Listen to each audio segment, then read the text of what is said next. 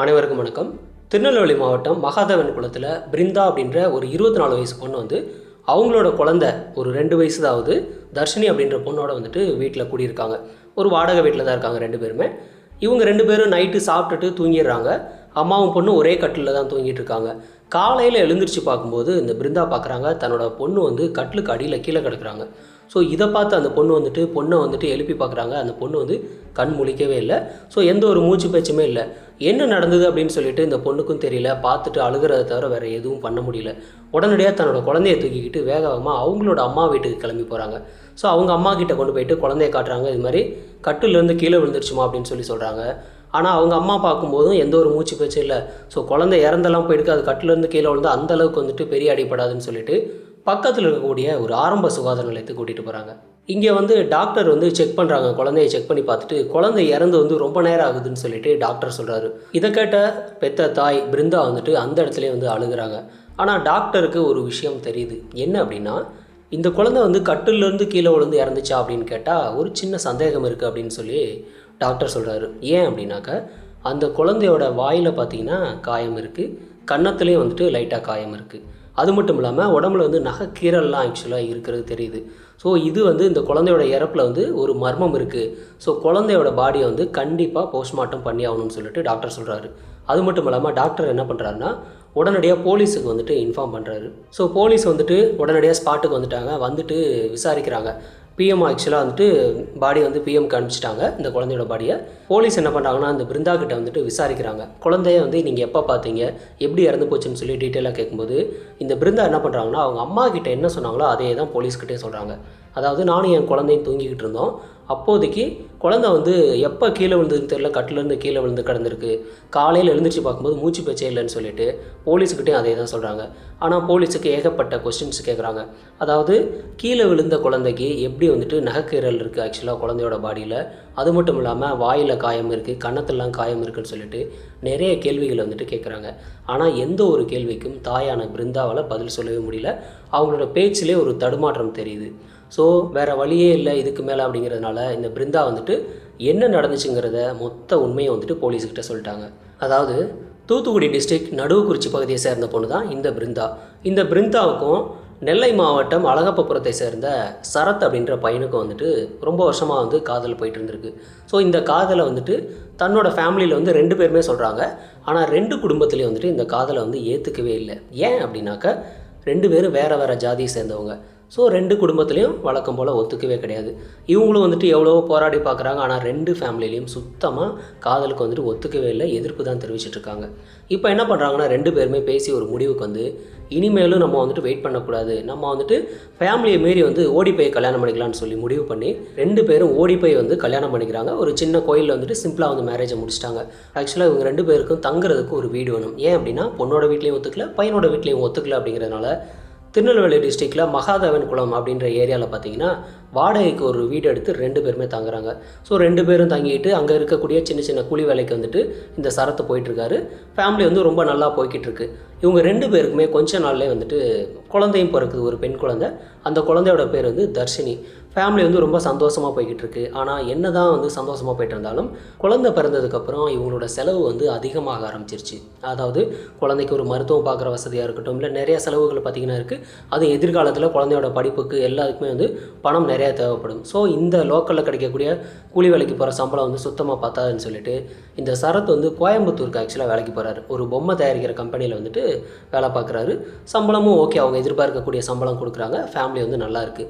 இவங்க என்ன பண்ணுறாருனாக்கா, அந்த சரத் வந்துட்டு லீவு கிடைக்கும்போது மட்டும் தன்னோட வீட்டுக்கு வந்து ஃபேமிலியோடு இருக்கார், தன்னோட ஒய்ஃபோடும் தன்னோட குழந்தையோட வந்துட்டு டைம் ஸ்பெண்ட் பண்ணுறாரு.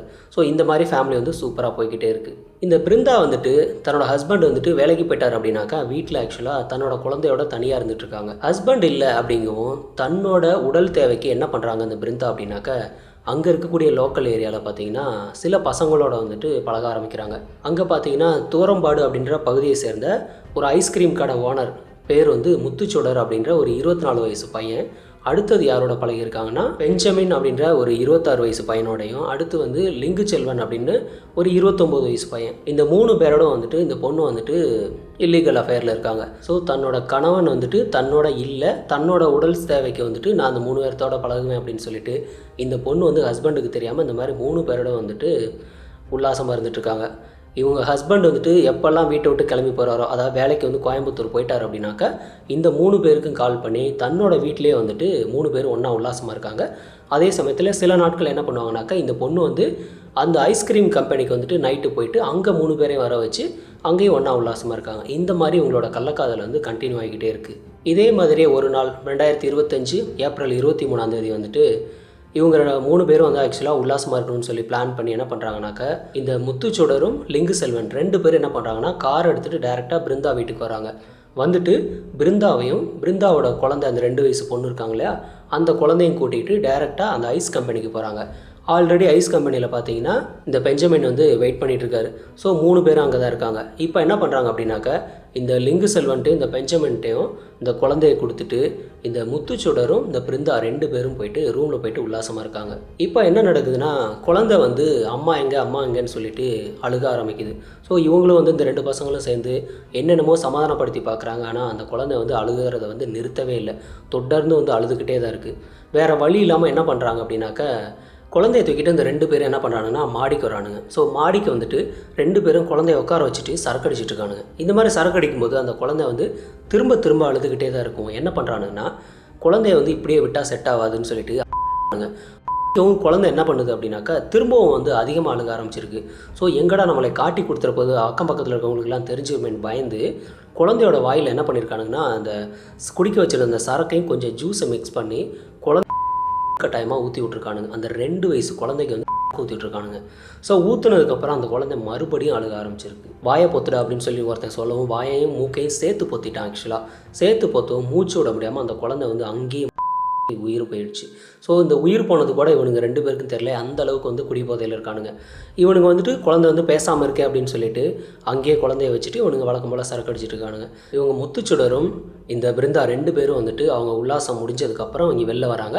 ஸோ இந்த பேலன்ஸ் 2 பேரோட சேர்ந்து மறுபடியும் இவங்க வந்து உல்லாசத்தை ஸ்டார்ட் பண்ணுறாங்க. ஸோ இந்த 3 பேரும் சேர்ந்து நைட்டு 11 மணிலேருந்து அதிகாலையில் 3 மணி வரைக்கும் வந்துட்டு மாறி மாறி உல்லாசமாக இருக்காங்க. இவங்களோட வேலை முடிஞ்சதுக்கப்புறம் வந்துட்டு இந்த குழந்தைய பார்க்குறாங்க. அப்போ தான் வந்து இந்த பிருந்தா வந்து தன்னோட குழந்தைய பார்க்குறாங்க. பார்க்கும்போது எந்த ஒரு மூச்சு பேச்சுமே இல்லை. என்ன ஆச்சுன்னு சொல்லி கேட்குறாங்க. குழந்தை வந்து இந்த மாதிரி அழுதுகிட்டே இருக்கும், நாங்கள் வந்து ஊற்றி விட்டோம், அது மட்டும் இல்லாமல் வாயை பொத்தனும் குழந்தை வந்து இறந்துருச்சுன்னு சொல்லி கேஷுவலாக பேசியிருக்கானுங்க. இதுக்கு பெத்த தாய் ஏதாவது கதறுவாங்க இல்லை ஏதாவது திட்டுவாங்கன்னு பார்த்தா எந்த ஒரு ரியாக்ஷனுமே இல்லை. ஏன் அப்படின்னா அந்த பிருந்தாவை பொறுத்த வரைக்கும் நமக்கு தேவை கள்ளக்காதல் தான் முக்கியம், குழந்தை எப்படி போனால் நமக்கு என்னன்னு சொல்லிட்டு அவங்க கேஷுவலாக கேட்டுட்ருக்காங்க. இந்த கள்ளக்காதலன் இவனுங்க என்ன பண்ணுறானுங்கன்னா ஒரு ஐடியா கொடுக்குறானுங்க. ஸோ இப்படியே நீ போன அப்படின்னா மாட்டிக்குவேன், அதனால் இந்த குழந்தை இறந்ததை வந்து மறைக்கிறதுக்காக வீட்டுக்கு கொண்டுட்டு போயிட்டு உன்னோட பெட்லேருந்து கீழே விழுந்துட்டதா சொல்லி ஒரு ஆக்டிங்கை போடுன்னு சொல்லிட்டு ஐடியா கொடுத்து அனுப்பிச்சிருக்கானுங்க. ஸோ இதே தான் வந்துட்டு இந்த பொண்ணு வந்து ஃபாலோ பண்ணியிருக்காங்க. குழந்தை வந்து கட்டிலேருந்து கீழே விழுந்துருச்சு, அப்போ வந்து மூச்சு பேச்சே இல்லை அப்படின்னு சொல்லிட்டு அவங்க அம்மா கிட்ட தூக்கிட்டு போய் ஓடி கொண்டு காட்டினதெல்லாம் வந்துட்டு டோட்டல் நாடகம். இது வந்து டாக்டர் வந்து பாடியை வந்து பிஎம் பண்ணும்போது கிளியராக தெரிஞ்சிருச்சு. என்ன அப்படின்னா இவனுக்கு வந்து சரக்கு ஊற்றி விட்டதும் கிளியராக தெரியுது, அதே சமயத்தில் குழந்தை வந்து நிறைய உயிரிழந்ததும் கிளியராக தெரியுது. இந்த குழந்தையோட வாயில் ஆக்சுவலாக காயம் இருந்திருக்கு, கன்னத்துலலாம் காயம் இருந்திருக்கு இல்லையா. இவனுங்க வந்துட்டு இந்த குழந்தைய வந்து சீரழிச்சிருக்கானுங்க. ஸோ அதுவும் வந்துட்டு போஸ்ட்மார்ட்டத்தில் கிளியராக தெரியுது. குழந்தை இறந்தாலும் பரவாயில்ல, என்ன ஆனாலும் பரவாயில்ல, எனக்கு தேவை கள்ளக்காதல் தான் முக்கியம்னு சொல்லி அந்த பிருந்தா வந்து அந்த அளவுக்கு வந்து இருந்திருக்காங்க. ஸோ போலீஸ் என்ன பண்ணியிருக்காங்கன்னா இந்த பிருந்தாவையும் கள்ளக்காதலன் 3 பேர் 4 பேரையும் வந்துட்டு அரெஸ்ட் பண்ணிட்டாங்க. தன்னோட வீட்டில் இருக்கக்கூடிய பேரண்ட்ஸ் பேச்செல்லாம் மீறி தான் லவ் பண்ண பொண்ணை கண்டிப்பாக வந்து காப்பாற்றணும் அப்படின்னு சொல்லிட்டு இந்த சரத்து வந்து தனியாக ஒரு வீடு எடுத்து தன்னோட ஒய்ஃபையும் குழந்தையை நல்லபடியாக காப்பாற்றணும், எதிர்காலத்தில் நல்லா இருக்கணுன்ற ஒரு எதிர்கால சிந்தனையோட இந்த சரத்தை என்ன பண்ணியிருக்காருன்னா கோயம்புத்தூருக்கு வேலைக்கு போயிருக்காரு. ஸோ அந்த மாதிரி வெளியூருக்கு போய் தங்கியிருந்து வேலை பார்த்து தன்னோட ஒய்ஃபையும் தன்னோட குழந்தையும் காப்பாற்றணும்னு நினச்ச இந்த சரத்துக்கு கிடைச்ச மிகப்பெரிய பரிசு துரோகம். இந்த மாதிரி ஆக்சுவலாக பொண்ணுங்களோ இல்லை பையனோ யாராக இருந்தாலும் இந்த மாதிரி ஏமாத்துறாங்க, இந்த மாதிரி இல்லீகல் அஃபேர் வச்சுக்கிறாங்க அப்படின்னாக்க ஒரு பொண்ணை நம்பி எப்படி ஹஸ்பண்ட் வந்து வெளியூரில் வேலை பார்ப்பாங்க. ஒரு உதாரணத்துக்கு இப்போ இந்த சரத் மாதிரி வந்துட்டு வெளியூரில் தங்கி வேலை பார்க்குறதா இருக்கட்டும், இல்லை ஒரு ஆர்மிக்கு வேலைக்கு போகிறதா இருக்கட்டும், இல்லை வெளிநாட்டில் சில நாடுகளுக்கு வந்து வேலைக்கு போகிறதெல்லாம் தன்னோட ஒய்ஃப் வீட்டில் வந்துட்டு எந்த ஒரு துரோகம் பண்ணாமல் வீட்டில் வந்து சரியாக இருப்பாங்கன்ற ஒரு நம்பிக்கையில் தான் ஆக்சுவலாக வேலைக்கு போகிறாங்க. அதே மாதிரியே தான் வந்துட்டு ஆண்களுக்கும், ஆண்கள் வெளியில் வேலைக்கு போகிறாங்கன்னா அவங்க வந்து நமக்கு உண்மையாக இருப்பாங்கன்னு சொல்லி பெண்களும் நினச்சிட்டு இருக்காங்க. இதில் யாரோ ஒருத்தர் வந்து இந்த மாதிரியான எச்சத்தனம் பண்ணும்போது டோட்டல் குடும்பம் வந்து நாசமாக போயிடுது. இப்போ இந்த கேஸ்லேயே பார்த்தீங்கன்னா சரத்து பார்த்தீங்கன்னா என்ன பாவம் பண்ணார்? குழந்தையும் இறந்து போச்சு, தன்னோட ஒய்ஃபும் தனக்கு துரோகம் பண்ணிடுச்சு, பெற்றவங்களோட பேச்சை மீறினால இப்போ அந்த குடும்பத்தோடய வந்து பேச முடியாமல் அவர் வந்து அவ்வளோ கஷ்டப்பட்டுருப்பார். இந்த மாதிரியான குற்றங்கள் நடக்காமல் இருக்கிறதுக்கு இந்த மாதிரியான நாட்களுக்கு அது பெண்களாக இருந்தாலும் ஆண்களாக இருந்தாலும் இவங்களுக்கு எந்த மாதிரியான தண்டனை கொடுத்தா இந்த மாதிரியான குற்றங்கள் பார்த்திங்கன்னா முற்றிலும் தடுக்கப்படுங்கிறத பற்றினா உங்களோட கருத்துக்களை வந்து கமெண்ட்டில் பதிவு பண்ணுங்கள். நன்றி.